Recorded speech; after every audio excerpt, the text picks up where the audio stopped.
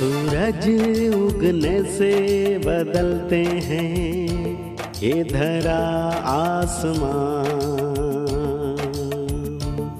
चलते रहने से हो जाती है हर मुश्किल आसान।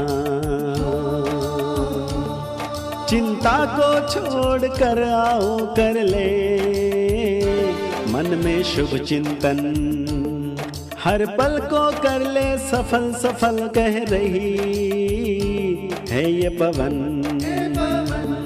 संवार ले सुधार ले कर समस्या का समाधान, संवार ले सुधार ले कर समस्या का समाधान, कर समस्या का समाधान, कर समस्या का समाधान, कर समस्या का समाधान, कर समस्या का समाधान, कर समस्या का समाधान।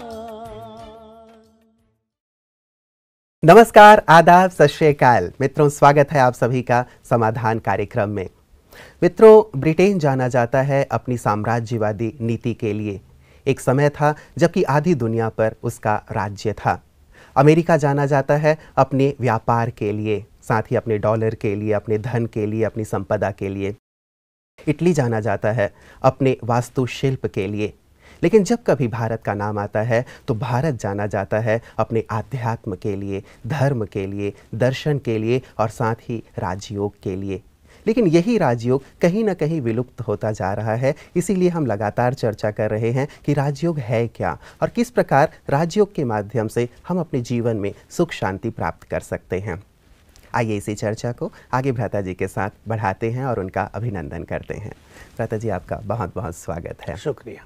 सारे संसार में यदि भ्राता जी देखा जाए तो धर्म की जब बात आती है, अध्यात्म की जब बात आती है, दर्शन की बात आती है या फिर राजयोग की बात आती है, तो मुझे लगता है ये हम सब के लिए गर्व की बात है कि सारा संसार भारत की ओर देखता है। बिल्कुल, शांति की बात हो, चाहे प्रेम की बात हो, चाहे निष्काम सहयोग की बात हो, चाहे प्रभु मिलन की बात हो, सभी का मुख भारत की ओर ही होता है।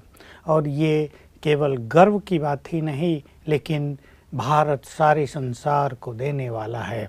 अगर हम इतिहास को भी देखें तो भारत ने सदा ही सबको दिया है, किसी देश पे आक्रमण नहीं किया क्योंकि उसे आवश्यकता ही नहीं थी, उसके पास सब कुछ भरपूर था। तो ऐसे में हम सभी फिर से अब एक विशेष चीज़ की ओर बढ़ रहे हैं और वो चीज़ भी सारे संसार में भारत से जा रही है और बहुत तेज़ी से अब जाएगी, और वो है प्रभु संदेश।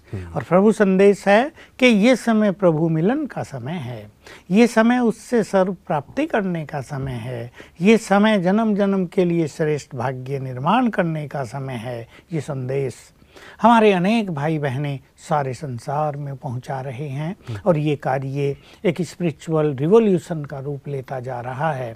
और हमें तो विश्वास है अगले 5-7 सालों में इस संसार में एक स्पिरिचुअल क्रांति आ जाएगी, एक आध्यात्मिक क्रांति, जिसमें हर मनुष्य पवित्र बनने का इच्छुक होगा, जिसमें हर मनुष्य अपने को पहचानने के लिए तत्पर होगा, परमात्मा से अपना कनेक्शन जोड़ना चाहेगा। उसे लगेगा कि अगर कहीं से एनर्जी मिल सकती है, अगर कहीं से उसे सुरक्षा मिल सकती है, अगर कहीं से उसके जीवन में शक्तियाँ और शांति आ सकती है, तो वो सुप्रीम सोल ही है। तो ये समय तेज़ी से आ रहा है और हम तो तेज़ी से उस ओर बढ़ रहे हैं और हमें इंतज़ार है उन डिवाइन मोमेंट्स की जब भारत जगत गुरु बने, विश्व गुरु बने और सारे संसार में यहाँ से लाइट फैले। बिल्कुल, आमीन, ऐसा ही हो भ्राता जी। हर एक देश प्रेमी ऐसा चाहेगा, ऐसा ही होगा। और वास्तव में भारतवर्ष सारे संसार को देने वाला रहा है, इसीलिए लोग देखते भी हैं। और मुझे एक बात याद आ रही थी भ्राता जी जब आप कह रहे थे तो, कि चीन में एक कहावत प्रसिद्ध है कि यदि तुम श्रेष्ठ कर्म करोगे, अच्छे कर्म करोगे, तो तुम्हारा अगला जन्म भारत में होगा। और ये कहते, ये सुनाते तो मैं कभी भी थकता नहीं हूँ और बहुत गर्व महसूस करता हूँ। भारत में ये पहले से ही भारत वालों के लिए कहा गया जी। विदेशों में सब जगह ये मान्यता थी कि भारत स्वर्ग है। था वो नहीं, सोने की चिड़िया वैसे भी कहा जाता है, धन संपदा है यहाँ, सोने का तो कोई महत्व ही नहीं है।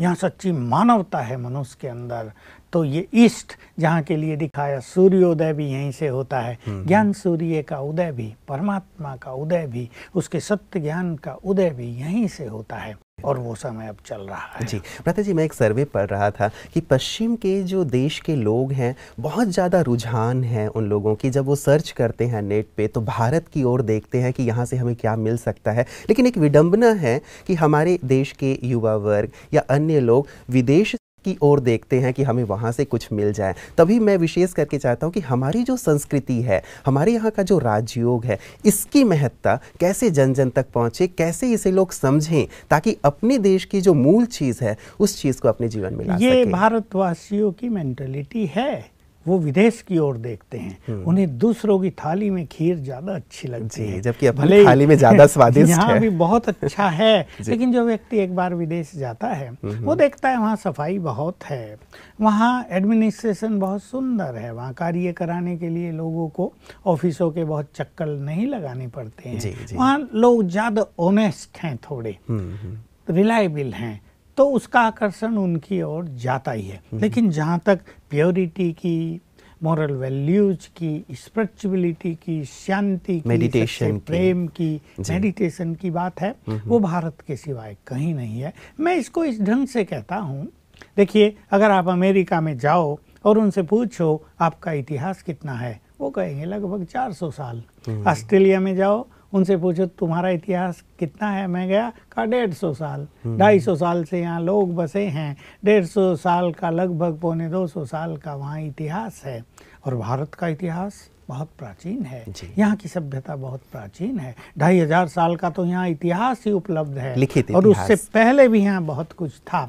तो हमारा देश बूढ़ा हो गया तो जैसे बूढ़ा मनुष्य, भाई किसी के दांत गिरेंगे, बाल गिरेंगे, किसी का टांगे कमजोर हो जाएंगी, किसी को कुछ होगा, किसी को कुछ, और वो हैं जैसे छोटे बच्चे, जी, यंग, तो वो तो आकर्षित, एनर्जेटिक है और आकर्षित करते हैं। लेकिन बूढ़ों की तो सेवा करनी चाहिए। लेकिन नहीं, बूढ़ों का महत्व है, बूढ़े ना हो तो यंग लोग राह भटक जाएंगे। बूढ़ों का अनुभव युवा वर्ग के लिए बहुत सुंदर गाइडेंस होता है। इसलिए हमारा देश थोड़ा बूढ़ा हो गया है। वो गीत भी है ना, बूढ़े भारत में भी छाई फिर से नई जवानी थी, बुंदेले हर बोलो के मुख हमने सुनी कहानी थी। तो वास्तव में देश बूढ़ा तो है, लेकिन जब बहुत बूढ़ा हो जाता है तो फिर बचपन के संस्कार भी जागृत हो जाते हैं। 25 साल से देख रहे हैं, चाहे फाइनेंशियली हो, चाहे एजुकेशन के फील्ड में हो, अनेक फील्ड में हमारा देश बहुत आगे चला गया है। इलेक्ट्रॉनिक्स के फील्ड में, आईटी के फील्ड में, स्पोर्ट्स के फील्ड में बहुत आगे है, नो डाउट। तो हम अब पुनः आगे बढ़ रहे हैं और अब स्पिरिचुअलिटी यहाँ के हर जन जन के मानस पर छाती जा रही है। तो युवकों का विदेशों की ओर आकर्षण तो है, वो केवल पैसे के लिए है। अब मनुष्य को जब पैसा चाहता है, जब उसको यहाँ काम नहीं मिलता है, तो डेफिनेटली वो कहीं ना कहीं तो जाएगा ही। लेकिन हमारे देश के युवकों का प्यार भारत से बहुत ज़्यादा है। हम मिलते हैं ना लोगों से, भारत के लिए लोग कुर्बानी की भावना रखते हैं। ये भावना अमेरिका आदि देशों में नहीं देखने को मिलेगी। भारत के जन जन में बहुत देश प्रेम है। तो अध्यात्म से भी यहाँ के लोगों में बहुत प्रेम है। और हम तो देखते हैं, हम कहीं प्रोग्राम करते हैं तो युवक बहुत लोग आते, युवक बहुत बड़ी संख्या युवकों की होती है। और जब कॉलेजों में हम प्रोग्राम करते हैं तो युवक हमारी बातों पर कितना ध्यान देते हैं, हम उनके चेहरों से देखते हैं कि उनके मन की बात हो रही है, एंड दे नीड इट, उनकी नीड है और वो उसको स्वीकार कर रहे हैं। तो हमें पूर्ण विश्वास है कि भारत का युवक एक आदर्श प्रस्तुत करने जा रहा है और संसार उसको फॉलो करेगा। बिल्कुल। और फिर से वही जो एक क्रांति, एक आध्यात्मिक क्रांति, मैं समझता हूँ भारतवर्ष से ही सारे विश्व तक पहुँचेगी और एक परिवर्तन की बयार हम सारे संसार में देखेंगे। और वैसे भी यदि पुराने सिस्टम को चेंज करना है या गंदगी को चेंज करना है तो युवा वर्ग को ही जागृत होना होगा और इसमें अध्यात्म का ही सबसे महत्वपूर्ण रोल हो सकता है। ये पांडुरंग शिंदे जी हैं कोल्हापुर से, ये कहते हैं कि क्या राजयोग से कुंडलिनी जागरण भी किया जा सकता है? बहुत अच्छा प्रश्न है। और भारत के अध्यात्म में कुंडलिनी जागरण को भी एक बहुत ऊंची स्थिति माना जाता है कि जिसकी कुंडलिनी जागृत हो जाएगी वो भी डिवाइन हो जाएगा, उसका ब्रेन भी डिवाइन हो जाएगा, उसका चित्त शांत भी हो जाएगा, प्रभु प्रेम में मगन भी हो जाएगा। तो वास्तव में कुंडलिनी है क्या? हमारे इस शरीर में अध्यात्म जो योग है उसके आधार से 7 चक्र होते हैं। आजकल की मेडिकल साइंस इसको मानती नहीं है और वो तो चाहती है कि उन्हें वो देखें, लेकिन वो सातों चक्र दिखाई तो नहीं देते। मैं सूक्ष्म है। हाँ, मैं स्पष्ट कर दूं कि जैसे हमारे देह में ग्लैंड्स हैं, ग्रंथियां हैं, 8 ग्रंथियां होती हैं, मेडिकल साइंस इनको जानती है। सबसे नीचे होता है गोनाल ग्लैंड, इसको ही शक्ति चक्र कहते हैं। ऐसे ही ये चक्र होते हैं, इनका सूक्ष्म स्वरूप। और ये क्या है कि जैसे हमारा ये स्थूल शरीर है जो हमें दिखता है, इसके अंदर एक सूक्ष्म शरीर भी होता है जो बिल्कुल एग्जैक्टली ऐसा ही होता है जैसा हमारा ये शरीर है। उसमें फेस बिल्कुल ऐसा, हाव भाव सब ऐसे, आंखें ऐसी। वो सूक्ष्म शरीर हमारे मन की एनर्जी से बनता है। ये प्रश्न लोगों का उठता है कि वो कहाँ से आया। तो जो कुछ हम निरंतर सोचते हैं उसके वाइब्रेशंस पूरे देह में फैलते हैं और उनसे वो सूक्ष्म शरीर बनता है। तो इम्पोर्टेंट बात यह है कि जो कुछ इस स्थूल शरीर में है वो सब सूक्ष्म शरीर में भी होता है। तो ये जो 8 ग्रंथियां स्थूल शरीर में है, इनका ही सूक्ष्म रूप सूक्ष्म शरीर में होता है। वो 8 वो हैं चक्र, कहीं उनको 7 चक्र दिखाया, हर अंगुली के आगे भी चक्र बताए गए। बहुत सारे चक्र शरीर पर अंकित हैं, ऐसा लोग मानते हैं। इसमें जो गोनाल ग्लैंड है, जिसको जो सबसे नीचे है रीढ़ की हड्डी में, जहाँ रीढ़ की हड्डी समाप्त होती है उसके नीचे मूलाधार चक्र, शक्ति चक्र। हाँ, इसमें शक्ति इकट्ठी रहती है। तो मानते हैं कि 3.5 सर्किल में ये शक्ति सोई रहती है। कुंडलिनी इसको इसलिए कहते हैं जैसे सांप कुंडली मार के बैठता है, तो 3.5 सर्किल में ये शक्ति सोई रहती है। उसे जागृत करना, वो बहुत बड़ी शक्ति है। उसे अगर जागृत कर दिया जाए तो मनुष्य बड़ा डिवाइन हो जाएगा। अब वो उठेगी फन की तरह और 7 चक्रों को भेदती हुई ब्रह्मरंध्र में पहुंचेगी, ब्रेन को डिवाइन करेगी। अब उसको उठाना है, जगाना है। अब एक शक्ति को जगा, जैसे सांप को कोई जगा दे वो डंक भी मार सकता है, वो खतरनाक भी हो सकता है। ऐसे ही शक्ति की बात है, इसको अगर प्रॉपरली न जगाया जाए तो ये नुकसानदायक हो सकती है। मनुष्य के शरीर में, ब्रेन में कई निगेटिव चीज़ें ये पैदा कर सकती है। लेकिन राजयोग की एक ऐसी पद्धति है जिसमें हम पहले यहाँ एकाग्र करते हैं आत्मा पर, वो इसे आज्ञा चक्र कहते हैं, लेकिन हम आत्मा पर ही एकाग्र करते हैं और फिर परमात्मा पर, तो हमारी संपूर्ण कॉन्शियसनेस ऊपर की ओर जाती है, क्योंकि हम अपना ध्यान ऊपर लगाते हैं। तो ये शक्ति जागृत हो जाती है और ऊपर को चलने लगती है। इसलिए जो राजयोग का बहुत अच्छा अभ्यास कर लेते हैं उससे कुंडलिनी शक्ति जागृत होती है, प्योरिटी जीवन में आने लगती है, विचार डिवाइन और प्योरीफाई हो जाते हैं और चेहरे पर भी तेज आ जाता है। बिल्कुल, मतलब राजयोग से ये जागृत किया जा सकता है। इसलिए मैंने इसका विस्तार किया कि लोगों को स्पष्ट हो जाए। लेकिन इसमें राजयोगी को कुछ करने की जरूरत नहीं, इट्स ऑटोमेटिक। राजयोग हम कर रहे हैं, कुंडलिनी जागृत हो रही है। बिल्कुल, क्योंकि कई लोग इसको पर्पजली करते हैं भ्राता जी। जब कभी हम देखते हैं कुछ लोग ये करते हैं, बाहर कई प्रकार के प्राणायाम या कुछ प्रकार के आसन करते हैं, तो इसके माध्यम से वो चाहते हैं कि हमारी कुंडलिनी जागरण हो जाए। इसके लिए कई प्रकार की विधि अपनाते हैं। तो शायद पांडुरंग जी यही जानना चाहते होंगे कि राजयोग जब किया जाता है तो क्या उसके माध्यम से जागृत हो जाता है। इसलिए सबको स्पष्ट होना चाहिए कि न प्राणायाम की जरूरत, न किसी विशेष आसन की जरूरत। हम राजयोग करेंगे, आत्मा पर एकाग्र करेंगे और परमात्मा पर, जो योग की सर्वोच्च स्थितियां हैं। प्राणायाम और ये सब आसन और जो और विधियां हैं, ये तो आत्मा तक पहुंचते भी नहीं हैं। आत्मा से शुरू हम करते हैं और परमात्मा से जोड़ते हैं, तो कुंडलिनी स्वतः ही जागृत। हम इसके बारे में बहुत कुछ सुनते रहे हैं भ्राता जी कि कुंडलिनी जागृत हो जाए तो बहुत चमत्कार हो सकते हैं। तो क्या ऐसे चमत्कार वास्तव में होते हैं? विचारों का प्योरिफिकेशन, आत्मशक्ति में वृद्धि, मन का बहुत शक्तिशाली हो जाना, इससे चेहरे पर तेज कांति आ जाएगी और ब्रेन बहुत डिवाइन हो जाएगा। ये सबसे बड़ा चमत्कार है। और जिसके पास ये शक्तियाँ आ जाती हैं, फिर वो अपने संकल्प के द्वारा बहुत कार्य कर लेता है। तो हम इसको चमत्कार न नाम दें, क्योंकि चमत्कार एक बड़ी निगेटिव सी चीज़ है। लोगों को प्रभावित करने का, उन्हें अट्रैक्ट करने का लोग माध्यम बना लेते हैं। लेकिन न हमारा ये लक्ष्य है, न किसी का होना चाहिए, अन्यथा ये शक्ति नष्ट भी हो जाती हैं। क्योंकि अध्यात्म में ये सिद्धांत है कि अगर कोई अपनी शक्तियों का मिसयूज करेगा तो उसकी ये शक्तियाँ नष्ट हो जाएंगी। तो कुंडलिनी जागृत भी हो गई, लेकिन चमत्कार दिखाने में उसका प्रयोग कर लिया तो वो फिर से सुसुप्त अवस्था में पहुंच जाएगी, फिर से कुंडली मार लेगा, फिर से कुंडली मार लेगा सांप। इसलिए हमें बुद्धि को डिवाइन कर लेना चाहिए, पवित्रता की शक्ति को बढ़ा देना चाहिए। और ये दो चीजें जिसके पास हों, divine intellect and pure mind, pure celibacy, तो वो सब कुछ प्राप्त कर सकता है। भ्राता जी, जब कभी बाहर लोग कुंडलिनी जागरण के लिए अभ्यास करते हैं या साधना करते हैं, तो क्या वहाँ पे भी वो ब्रह्मचर्य का ध्यान रखते हैं? इसमें शर्त यही है, बिना ब्रह्मचर्य के, बिना शुद्धि के, बहुत सारे नियम अपनाने के बिना ये अनुष्ठान निरर्थक जाता है। इसलिए लोग कर नहीं पाते ना।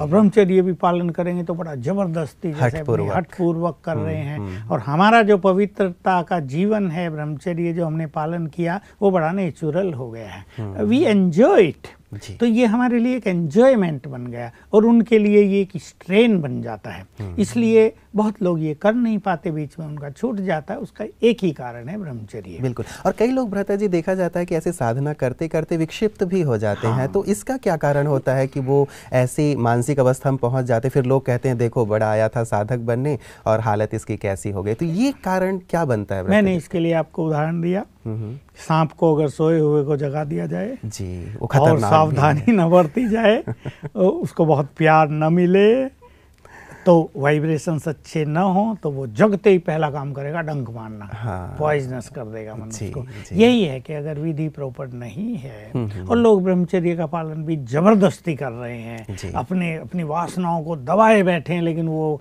काम कर रही हैं, इसमें ही नुकसान होते हैं। बात नुकसान होने की केवल प्योरिटी की होती है, लेकिन अगर प्योरिटी नेचुरल हो जाए तो फिर नुकसान नहीं होगा। लेकिन फिर हम जब राजयोग में भी ये कुंडलिनी जागृत कर रहे हैं भ्राता जी, ये जागृत हो रहा है ऑटोमेटिक जैसा आप कह रहे हैं, तो फिर क्या हमारे लिए भी जो राजयोग का अभ्यास कर रहे हैं उनके लिए भी तो कहीं घातक नहीं है कि कहीं उन्होंने कुछ नियम का उल्लंघन किया और ये उनके लिए भी घातक साबित हो जाए? उनके लिए घातक नहीं होगी, फिर से सुसुप्त हो जाएगी। अगर वो नियम तोड़ते हैं तो उन्हें नुकसान कुछ नहीं होगा, वो सुसुप्त अवस्था में पहुंच जाएगी और जो कुछ वो अचीव करना चाहते थे वो अचीव नहीं कर पाएंगे। तो कई लोग जो सामान्य लोग हैं वो सोचते हैं छोड़ो ये क्या झंझट में पड़ना है, वो जगाना वगाना सुलाना। तो यही सोचेगा हमें न चमत्कारों की जरूरत, हमें अपना काम धंधा करना है, बिजनेस करना, उसमें सफलता की कोई बात हो तो कहो। तो सत्य यही है कि हम राजयोग में भी इसको लक्ष्य नहीं बनाते हैं, ये तो ऑटोमेटिक हो जाता है। जैसे बहुत सारी चीजें देह के अंदर भी शुद्ध होती हैं, शक्तियां सोई हुई जागृत हो जाती हैं हमारी, और भी बहुत सारी शक्तियां हमारे देह में भी, हमारे मन में, हमारी बुद्धि में समाहित रहती हैं। राजयोग से वो जगती रहती हैं, हम डिवाइन होते जाते हैं। इसलिए आप देख सकते हैं जो राजयोग का अभ्यास करने वाले हैं, जो अच्छे अभ्यास कर रहे हैं, उनके चेहरों पर खुशी की झलक, उनके मस्तक पर तेज, और कईयों के तो भ्रकुटियों के मध्य में आत्मा ही चमकती हुई लोगों को दिखाई देती है। तो ये प्रैक्टिकल स्वरूप उसका हो जाता है। जी, इसकी लगातार हम लोग चर्चा करते रहते हैं कि कितना सुंदर दिखाई देता है यहाँ जो राजयोग का अभ्यास करते हैं, उनका चेहरा चमक, और साथ ही किसी प्रकार का तनाव भी नहीं रहता है। तो एक सामान्यता ये कहा जाए भ्राता जी कि एक प्रकार से यदि अंधकार है किसी कमरे में, हमें केवल स्विच ऑन, राजयोग का स्विच ऑन करना है, बाकी अंधकार जो है वो दूर हो जाएंगे और साथ ही जो भी शक्तियां हैं, गुण है, वो जागृत होते चले जाएंगे। भ्राता जी, दूसरा प्रश्न हमारे पास आया है सुमन जी का रायगढ़ से। ये कहती हैं कि मैं पिछले कुछ समय से ब्रह्मा कुमारी से जुड़ी हुई हूँ। सौभाग्य से मेरे बेटे का नाम भी सूरज है। मैं चाहती हूँ कि मेरा बेटा भी आप जैसा महान योगी बने, तो मुझे इसके लिए कहती हैं क्या करना चाहिए, उसे अभी से मैं क्या सिखाना प्रारंभ करूं कि वो आपके जैसा बन जाए? करना तो बेटे को ही पड़ेगा, पर माँ तो केवल सहयोग करेगी। हर एक माँ चाहती तो है। आखिर भ्राता जी, शिवाजी को भी शिवाजी तो आखिर माँ ने ही बनाया था। उसको इनको अच्छे संस्कार देने पड़ेंगे। प्योरिटी के लिए विशेष रूप से उन्हें एजुकेट करना पड़ेगा पहले से। आजकल समाज में जो एक निगेटिव बात है वो यही कि कोई भी अपने बच्चों को प्योरिटी के लिए एजुकेट नहीं करता है, शिक्षित नहीं करता है। इनको बच्चों को प्योरिटी का महत्व समझाना होगा। इससे उनमें प्योर संस्कार बढ़ते जाएंगे। और अपने घर के वातावरण को भी ऐसा बनाना पड़ेगा जिसमें खान पान भी सात्विक हो, जिसमें टीवी, इंटरनेट और ये जो गंदगी है वो सब कम हो, न हो, और चित्र भी घर में ऐसे लगाए जाएं। वैसे तो जो ज्ञान योग के मार्ग पे चलते हैं, अच्छे अच्छे स्लोगन अपने घरों में रखते हैं, अच्छे चित्र देवी देवताओं के, परमात्मा के स्वरूप के रखते हैं, क्योंकि इनसे भी वाइब्रेशंस निकलते हैं। वो भी सबको घर में करना चाहिए। और इसमें माँ बाप की विशेष जो बात रहेगी वो ये कि उनके स्वभाव का असर बच्चों पर गहरा पड़ता है। माँ बाप ध्यान रखेंगे वो लड़ाई झगड़ा न करें, वो बात बात में डिबेट न करते रहें, उनके बीच में मन मुटाव न होता रहे और उनके बीच में कोई इम्प्योरिटी भी ना आए, तो बच्चों पर बहुत गहरा प्रभाव पड़ेगा। इन चीज़ों का ध्यान रखेंगे और भोजन इन्हें पवित्र खिलाएंगे। अभी से बच्चे ही, क्योंकि राजयोग में बहुत एक्सपर्ट होने लगते हैं। हमने भी 14 साल की उम्र से राजयोग किया था और इतनी ज़बरदस्त कंसंट्रेशन थी कि शिव बाबा के अलावा कोई दिखता ही नहीं था लंबा काल। तो ऐसा ही बच्चों को कराएंगे तो बच्चे अभी से एक्सपर्ट हो गए, और जब उसकी कंसंट्रेशन अच्छी होगी और उसे योग का सुख मिलने लगेगा जी, तो आप वो श्रेष्ठ योगी बन जाएंगे। उनकी दिनचर्या वो कैसी रखवाएं भ्राता जी, जैसे आपने प्रारंभिक दिनों में किया हो, जब आप भी इस उम्र में थे, कैसी दिनचर्या अपना सकते हैं बच्चे जिससे कि योग के मार्ग में सहज हो जाए चलना? बच्चे तो क्योंकि पढ़ते हैं जी, उन्हें अपने स्कूल कॉलेज में भी जाना होता है। बस बहुत जल्दी तो उन्हें उठाना नहीं चाहिए, क्योंकि 4 बजे अगर उन्हें उठाएंगे तो वो क्लास में जाके सो जाएंगे जी। इसलिए बच्चे 6 बजे ही उठें, थोड़ा सा मेडिटेशन कर लें, और अगर कोई सवेरे उठ के योग भी करते हैं तो उन्हें दोबारा रेस्ट कर लेना चाहिए, ताकि पूरा दिन उनका अच्छी मनोस्थिति में गुजरे, उन्हें क्लास में नींद ना आए या थकान ना हो। क्योंकि ब्रेन अगर थकता है तो पढ़ाई उनके लिए भारी हो जाएगी, उनकी कंसंट्रेशन नहीं होगी। इसलिए उनको सोने का, ये सवेरे उठने का प्रतिबंध नहीं लगाना चाहिए। और फिर सारा दिन बस स्कूल में जाएं, वहाँ उन्हें सिखा देना चाहिए, थोड़ी थोड़ी प्रैक्टिस करें वो आत्मा की, स्वमान की। फिर घर आएँ और थोड़ा मेडिटेशन फिर करें और अपने टाइम पे सो जाएं। बच्चों में जो ये एक आदत डाल दी जाती है कि रात को देर तक पढ़ाई पढ़ रहे हैं, ये आदत बहुत ख़राब है। और मैं ख़राब इसको इसलिए कहूँगा, अनेक बच्चों में ये आदत तो पड़ गई है, 12 बजे तक 2 बजे तक वो पढ़ रहे हैं। लेकिन सबको ये मालूम होना चाहिए, जब मन उसका ब्रेन थक गया हो तब वो कितनी भी मेहनत करे, ब्रेन उन चीज़ों को ग्रहण करेगा ही नहीं। इसलिए पढ़ाई में मेहनत का महत्व तब तक है जब तक ब्रेन बिल्कुल फ्रेश रहे। अभी 11 बज गए, आ तो रही नींद, और मम्मी कहा चाय पी लो और पढ़ो। अब चाय पी के थोड़ी जागृति आई, फिर पढ़ने बैठ गए, तो ब्रेन अब कैपेबल नहीं है सब कुछ ग्रहण करने के लिए। उसे ब्रेन की शक्तियाँ नष्ट भी होंगी और उन्हें कुछ याद भी नहीं रहेगा। इसलिए 10 बजे ही, 9:30 बजे ही सब काम बंद कर देना चाहिए। और जो होशियार बच्चे हैं वो कोई बहुत पढ़ के होशियार नहीं होते। मैं हमेशा कहता हूँ कि बच्चों को बहुत पढ़ाने की बजाय उनकी बुद्धि का विकास कैसे हो, इस पे ध्यान देना चाहिए। वो अंडरस्टैंड करें हर चीज़ को, इससे विद्यार्थियों को बहुत फायदा होगा। और हम तो चाहेंगे इनका बच्चा हम जैसा क्यों, हमसे भी बड़ा योगी बने, बाप समान बने, और संसार में बाबा का नाम रोशन करे, संसार को बाबा का संदेश दे। हमारी ये शुभकामनाएं, बड़ी शुभकामनाएं सुंदर आपकी वहाँ तक पहुँची। लेकिन दादा जी, अभी तो वो बच्चा छोटा है, लेकिन अब जो बच्चे बड़े हो गए हैं या ब्रह्मा कुमारी इसके मार्ग में लंबे समय से चल रहे हैं, कई कुमार हैं, कई कुमारियां हैं, आप उनके लिए भी आदर्श हैं, क्योंकि योग के लिए आपके मतलब एक सर्वश्रेष्ठ योगी के तौर पे सभी आपको देखते हैं, बहुत सुंदर अनुभव है। उन्हें आप क्या सजेस्ट करेंगे भ्राता जी कि वो यदि योग के मार्ग में बहुत ऊंचा जाना चाहते हैं, सर्वोच्च शिखर पर, उन्हें आप क्या सजेस्ट करेंगे? आपने अच्छी बात कही। मुझे भी ये ख्याल हो रहा था कि हमारे पास राजयोग सीखने के लिए युवक बहुत आ रहे हैं जी, लेकिन बहुत युवक चलते चलते इस मार्ग में ढीले भी हो जाते हैं। मैं सभी को कहूँगा, जैसे जैसे देह की आयु बढ़ती है, मनुष्य के अंदर वासनाएं भी जागृत होती हैं। बिल्कुल सबको स्पष्ट जानना चाहिए।